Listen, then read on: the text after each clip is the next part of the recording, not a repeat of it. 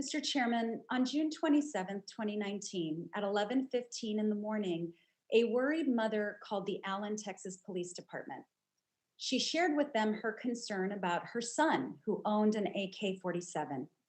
She was worried about her son owning this weapon of war because of his age, maturity level, and lack of experience handling the weapon. His mother was transferred to someone at the department whose response was that her son was legally allowed to purchase the gun. Weeks later, on August 3rd, that young man drove 10 hours to my community of El Paso, Texas.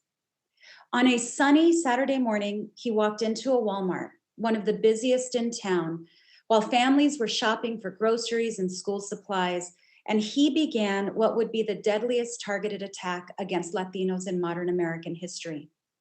He confessed to wanting to slaughter Mexicans and immigrants, and he used anti-immigrant rhetoric used by some of my colleagues on this very committee, calling our presence in the United States an invasion.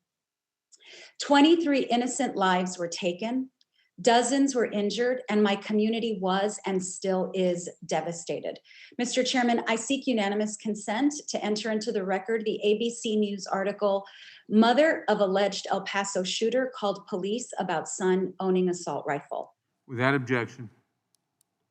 Mr. Chairman, Ms. McBath, thank you for your leadership on this issue, and thank you for bringing this bill forward to our committee. To my colleagues, when we talk about rights, I ask you, what about the rights of my constituents to live free from fear of being massacred?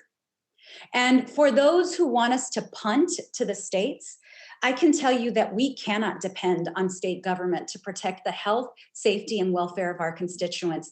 And example number one is my own state of Texas. After the massacre, Governor Greg Abbott came to my community, came to El Paso, and he promised he would act on gun violence prevention. He gave my community his word.